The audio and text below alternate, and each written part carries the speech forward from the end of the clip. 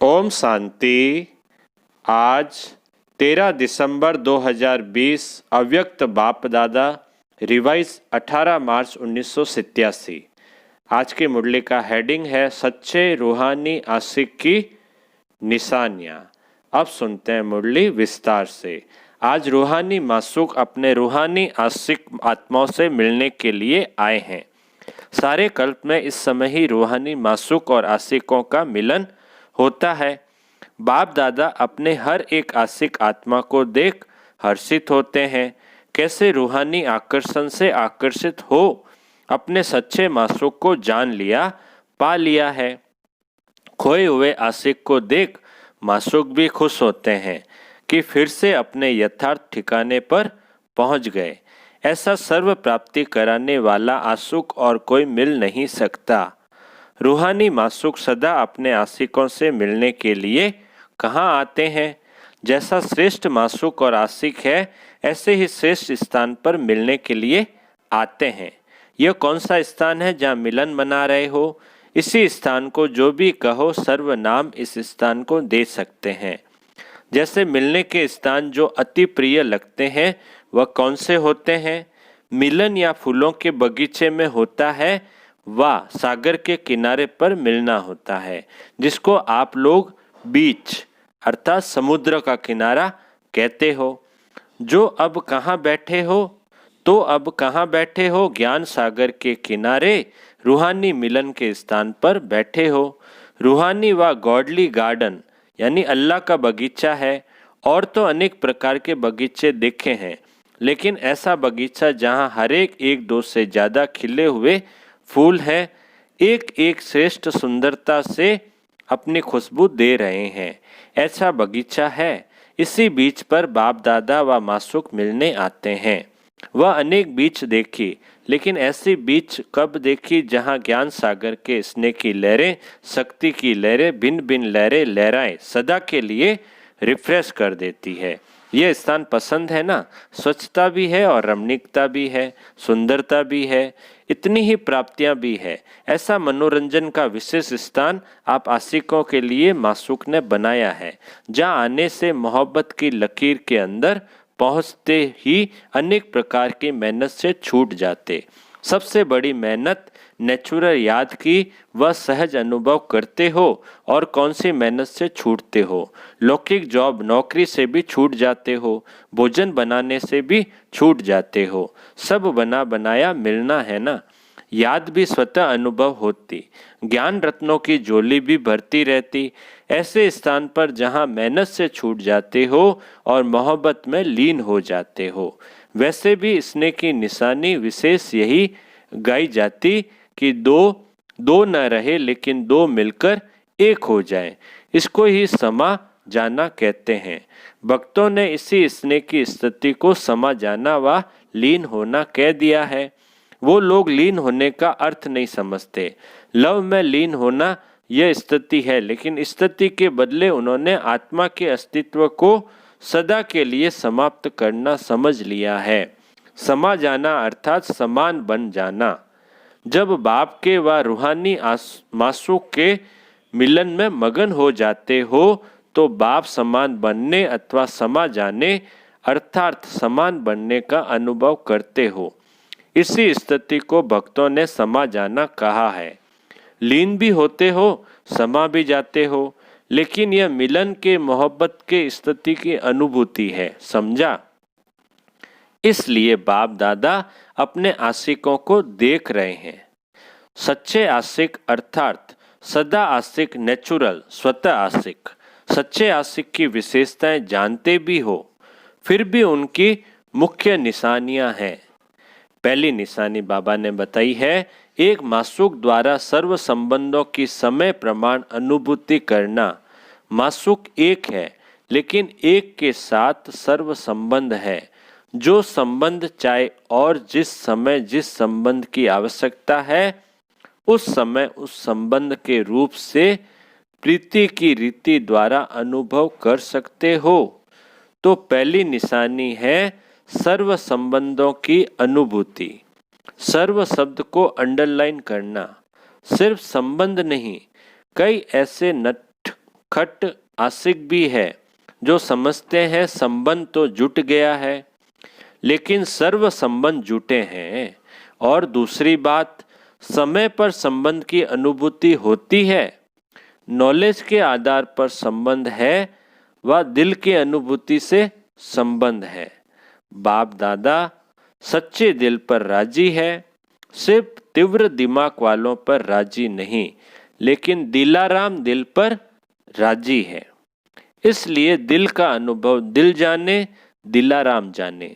समाने का स्थान दिल कहा जाता है, दिमाग नहीं। नॉलेज को समाने का स्थान दिमाग है, लेकिन मासूक को समाने का स्थान दिल है। मासूक आशिकों की बातें ही सुनाएंगे ना। कोई कोई आशिक दिमाग ज़्यादा चलाते, लेकिन दिल से दिमाग की मेहनत आधी हो जाती है। जो दिल से सेवा करते व याद करते, उनों की मेहनत कम और संतुष्टता ज़्यादा होती, और जो दिल के स्नेह से नहीं याद करते, सिर्फ नॉलेज के आधार पर दिमाग से याद करते व सेवा करते, उनों को मेहनत ज़्यादा करनी पड़ती, संतुष्टता कम होती। चाहे सफलता भी हो जाए तो भी दिल की संतुष्टता कम होगी। यही सोचने रहेंगे हुआ तो अच्छा, लेकिन फिर भी करते रहेंगे, और दिल वाले सदा संतुष्टता के गीत गाते रहेंगे। दिल की संतुष्टता के गीत, मुख की संतुष्टता के गीत नहीं। सच्चे आशिक दिल के सर्व संबंधों की समय प्रमाण अनुभूति करते हैं। दूसरी निशानी है, सच्चे आशिक हर परिस्थिति में, हर कर्म में सदा प्राप्ति की खुशी में होंगे। एक है अनुभूति, दूसरी है उससे प्राप्ति। कई अनुभूति भी करते हैं कि हाँ, मेरा बाप भी है, साजन भी है, बच्चा भी है, लेकिन प्राप्ति जितनी चाहते उतनी नहीं होती है। बाप है, लेकिन वर्षे के प्राप्ति की खुशी नहीं रहती। अनुभूति के साथ सर्व संबंधों द्वारा प्राप्ति का भी अनुभव हो। जैसे बाप के संबंध द्वारा सदा वर्षे के प्राप्ति की महसूसता हो, भरपूरता हो। सतगुरु द्वारा सदा वरदानों से संपन्न स्थिति का व सदा संपन्न स्वरूप का अनुभव हो, तो प्राप्ति का अनुभव भी आवश्यक है। वह है संबंधों का अनुभव, यह है प्राप्तियों का अनुभव। कईयों को सर्व प्राप्तियों का अनुभव नहीं होता। मास्टर सर्वशक्तिवान है, लेकिन समय पर शक्तियों की प्राप्ति नहीं होती। प्राप्ति की अनुभूति नहीं तो प्राप्ति में भी कमी है, तो अनुभूति के साथ प्राप्ति स्वरूप भी बने। यह है सच्चे आशिक की निशानी। तीसरी निशानी है, जिस आशिक को अनुभूति है, प्राप्ति भी है, वह सदा तृप्त रहेंगे। किसी भी बात में अप्राप्त आत्मा नहीं लगेगी। तो तृप्ति यह आशिक की विशेषता है। जहाँ प्राप्ति है वहाँ तृप्ति जरूर है। अगर तृप्त नहीं तो अवश्य प्राप्ति में कमी है, और प्राप्ति नहीं तो सर्व संबंधों की अनुभूति में कमी है। तो तीन निशानियां हैं, अनुभूति, प्राप्ति और तृप्ति। सदा तृप्त आत्मा, जैसा भी समय हो, जैसा भी वायुमंडल हो, जैसे भी सेवा के साधन हो, जैसे भी सेवा के संगठन के साथी हो, लेकिन हर हाल में, हर चाल में तृप्त हो। ऐसे सच्चे आशिक हो ना। तृप्त आत्मा में कोई हद की इच्छा नहीं होगी। वैसे देखो तो तृप्त आत्मा बहुत माइनॉरिटी यानी थोड़ी रहती है। कोई न कोई बात में चाहे मान की चाहे शान की भूख होती है। भूख वाला कभी तृप्त नहीं होता। जिसका सदा पेट भरा हुआ होता वह तृप्त होता है। तो जैसे शरीर के भोजन की भूख है, वैसे मन की भूख है। सान मान सैल्वेशन साधन, यह मन की भूख है। तो जैसे शरीर की तृप्ति वाले सदा संतुष्ट होंगे, वैसे मन की तृप्ति वाले सदा संतुष्ट होंगे। संतुष्टता तृप्ति की निशानी है। अगर तृप्त आत्मा नहीं होंगे, चाहे शरीर की भूख चाहे मन की भूख होगी, तो जितना भी मिलेगा मिलेगा भी ज़्यादा, लेकिन तृप्त आत्मा न होने के कारण सदा ही अतृप्त रहेंगे। असंतुष्टता रहती है। जो रॉयल होते हैं वह थोड़े में तृप्त होते हैं। रॉयल आत्माओं की निशानी सदा ही भरपूर होंगे। एक रोटी में भी तृप्त तो 36 प्रकार के भोजन में भी तृप्त होंगे, और जो अतृप्त होंगे वह 36 प्रकार के भोजन मिलते भी तृप्त नहीं होंगे। सच्चे आशिक की निशानी सदा तृप्त आत्मा होंगे। तो तीनों ही निशानियां चेक करो। सदैव यह सोचो हम किसके आशिक हैं। जो सदा संपन्न है ऐसे मासूक के आशिक हैं। तो संतुष्टता कभी नहीं छोड़ो। सेवा छोड़ दो लेकिन संतुष्टता नहीं छोड़ो। जो सेवा असंतुष्ट बनावे वो सेवा सेवा नहीं। सेवा का अर्थ ही है मेवा देने वाली सेवा। तो सच्चे आशिक सर्वहद की चाहना से परे सदा ही संपन्न और समान होंगे। आज आशिकों की कहानियां सुना रहे हैं। नाज नखरे भी बहुत करते हैं। मासूक भी देख देख मुस्कुराते रहते। नाज नखरे भल करो, लेकिन मासूक को मासूक समझ उसके सामने करो, दूसरे के सामने नहीं। भिन्न भिन्न हद के स्वभाव, संस्कार के नखरे और नाज करते हैं। जहाँ मेरा स्वभाव, मेरे संस्कार शब्द आता है, वहाँ भी नाज नखरे शुरू हो जाते हैं। बाप का स्वभाव सो मेरा स्वभाव हो। मेरा स्वभाव बाप के स्वभाव से भिन्न हो नहीं सकता। वह माया का स्वभाव है, पराया स्वभाव है। उसको मेरा कैसे कहेंगे। माया पराई है, अपनी नहीं है। बाप अपना है। मेरा स्वभाव अर्थात बाप का स्वभाव। माया के स्वभाव को मेरा कहना भी रॉन्ग है। मेरा शब्द ही फेरे में लाता है, अर्थात चक्र में लाता है। आशिक मासूक के आगे ऐसे नाज नखरे भी दिखाते हैं। जो बाप का सो मेरा। हर बात में भक्ति में यही कहते हैं, सो तेरा, जो तेरा सो मेरा, और मेरा कुछ नहीं। लेकिन जो तेरा सो मेरा। जो बाप का संकल्प वह मेरा संकल्प। सेवा के पाठ बजाने के बाप के संस्कार स्वभाव वह मेरे। तो इससे क्या होगा। हद का मेरा तेरा हो जाएगा। मेरा सो मेरा, तेरा सो मेरा, अलग मेरा नहीं है। जो भी बाप से भिन्न है वह मेरा है ही नहीं, वह माया का फेरा है। इसलिए इस हद के नाज नखरे से निकल रूहानी नाज, मैं तेरी और तू मेरा। भिन्न भिन्न संबंध की अनुभूति के रूहानी नखरे भल करो, परंतु यह नहीं करो। संबंध निभाने में भी रूहानी नखरे कर सकते हो। मोहब्बत की प्रीत के नखरे अच्छे होते हैं। कब सखा के संबंध से मोहब्बत के नखरे का अनुभव करो। वह नखरा नहीं लेकिन निरालापन है। स्नेह के नखरे प्यारे होते हैं। जैसे छोटे बच्चे बहुत स्नेही और प्योर पवित्र होने के कारण उनके नखरे सबको अच्छे लगते हैं। शुद्धता और पवित्रता होती है बच्चों में, और बड़ा कोई नखरा करे तो बुरा माना जाता। तो बाप से भिन्न भिन्न संबंध के, स्नेह के, पवित्रता के नाज नखरे भल करो। अगर करना ही है तो सदा हाथ और साथ ही सच्चे आशिक मासूक की निशानी है। साथ और हाथ नहीं छूटे। सदा बुद्धि का साथ हो और बाप के हर कार्य में सहयोग का हाथ हो। एक दो के सहयोग की निशानी हाथ में हाथ मिला के दिखाते हैं ना।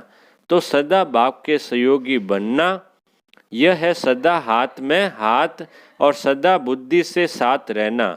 मन की लगन, बुद्धि का साथ। इस स्थिति में रहना अर्थात सच्चे आशिक और मासूक के पोज में रहना। समझा। वायदा ही यह है कि सदा साथ रहेंगे, कभी कभी साथ निभाएंगे, यह वायदा नहीं है। मन का लगाव कभी मासूक से हो और कभी न हो तो वह सदा साथ तो नहीं हुआ ना। इसलिए इसी सच्चे आशिकपन के पोजीशन में रहो। दृष्टि में भी मासूक, वृत्ति में भी मासूक, सृष्टि ही मासूक। तो यह मासूक और आशिकों की महफिल है। बगीचा भी है तो सागर का किनारा भी है।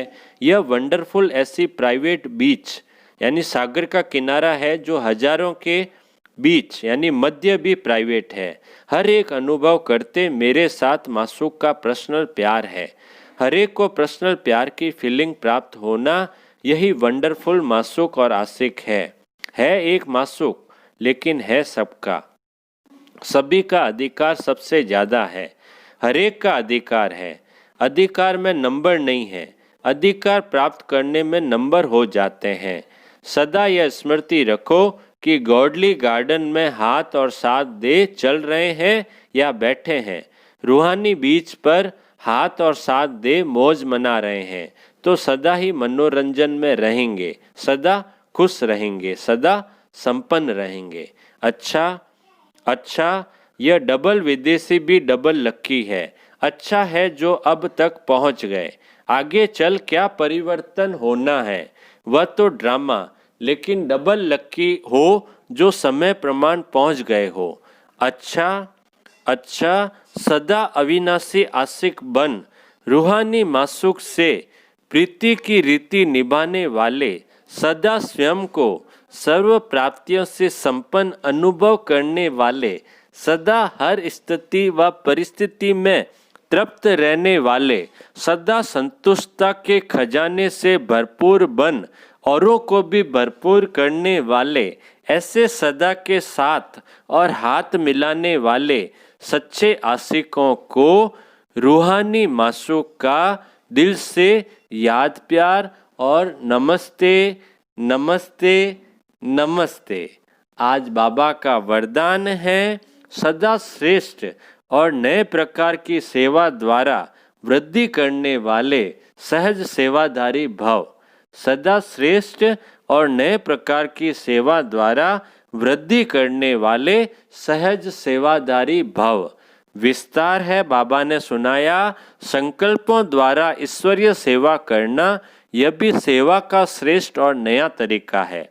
जैसे जवाहरी रोज सुबह अपने हर रत्न को चेक करता है कि साफ है, चमक ठीक है, ठीक जगह पर रखे हैं, ऐसे रोज अमृत वेले अपने संपर्क में आने वाली आत्माओं पर संकल्प द्वारा नजर दौड़ाओ। जितना आप उन्हों को संकल्प से याद करेंगे उतना वह संकल्प उन्हों के पास पहुंचेगा। इस प्रकार सेवा का नया तरीका अपनाते वृद्धि करते चलो। आपके सहज योग की सूक्ष्म शक्ति आत्माओं को आपके तरफ स्वतः आकर्षित करेगी। स्लोगन क्या दिया बाबा ने आज? बहानेबाजी को मर्ज करो और बेहद की वैराग्य वृत्ति को इमर्ज करो। बहानेबाजी को मर्ज करो और बेहद की वैराग्य वृत्ति को इमर्ज करो। अच्छा, ओम शांति।